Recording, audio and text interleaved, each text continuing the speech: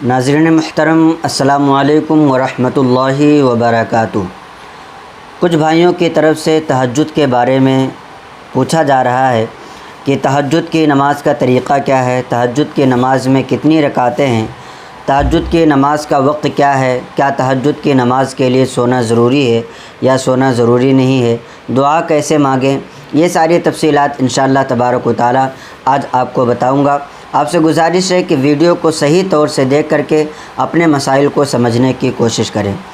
تہجد کی بہت زیادہ فضیلت ہے۔ آقا دو عالم صلی اللہ تعالیٰ علیہ وسلم نے احادیث پاک میں تہجد کی نماز کی فضیلت بیان فرمائی ہے کہ اللہ تبارک و تعالیٰ تہجد کی نماز ادا کرنے والے کو پسند فرماتا ہے۔ اسی طریقے سے ایک حدیث پاک میں ہے کہ جو تہجد کی نماز کو ادا کرتا ہے تو اللہ تبارک و تعالیٰ اپنے فرشتوں کو گواہ بنا کر کے کہتا ہے کہ میں نے اس کو وہ سب کچھ دیا جو کچھ یہ مانگ رہا ہے۔ یعنی تہجد کی نماز کا جو وقت ہوتا ہے یہی اسپیشل ایسا وقت ہے کہ جس میں سارے لوگ سو رہے ہوتے ہیں اور وہ بندہ اٹھ کر کے اللہ تبارک و تعالیٰ کے بارگاہ میں اللہ کو راضی کرنے کے لیے نماز ادا کرتا ہے تو اللہ کیوں کرنا خوش ہوگا، تو اللہ تبارک و تعالیٰ اس سے راضی ہو کر کے اپنے فرشتوں کو گواہ بنا کر کے کہتا ہے کہ میں اس بندے سے راضی ہوں اور جو کچھ یہ مانگ رہا ہے اس کو میں عطا کر رہا ہوں۔ تو سب سے پہلے آپ یہ سمجھ لیں کہ تہجد کی نماز کی رکعتیں کتنی ہیں اور کیسے پڑھنا ہے۔ تہجد کی نماز کی رکعتیں 2 رکعت سے لے کر کے 12 رکعت تک ہے۔ البتہ آقا دو عالم صلی اللہ تعالیٰ علیہ وسلم کی عادت مبارکہ جو تھی وہ عام طور پر 8 رکعت آپ ادا فرمایا کرتے تھے۔ 12 رکعت بھی نبی کریم صلی اللہ تعالیٰ علیہ وسلم سے ثابت ہے۔ آپ چاہیں تو 2 رکعت پڑھیں، چاہے تو 4، 6، 8، 10، 12 یا اس سے زیادہ بھی اگر آپ پڑھنا چاہتے ہیں تو آپ پڑھ سکتے ہیں، اس میں کوئی حرج نہیں ہے۔ البتہ 8 رکعت نماز پڑھنا یہ نبی کریم صلی اللہ تعالیٰ علیہ وسلم کی سنت ہے اور عام طور پر آپ اسی پر عمل فرمایا کرتے تھے۔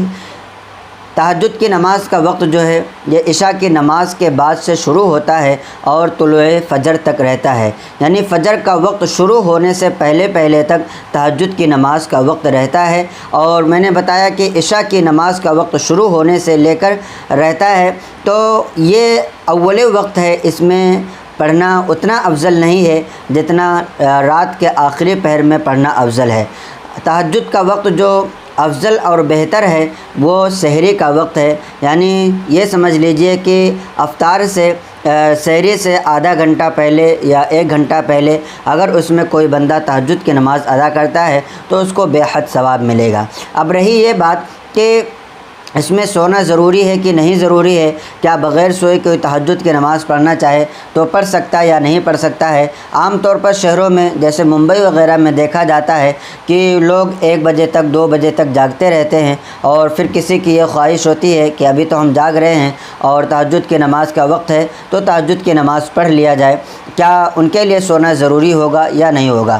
تو آپ یاد رکھیں کہ تہجد کی نماز کے لیے سونا شرط ہے۔ اگر کوئی شخص بغیر سوئے نماز پڑھے گا اور وہ یہ سوچے کہ یہ تہجد کی نماز ہے تو ایسا نہیں ہے۔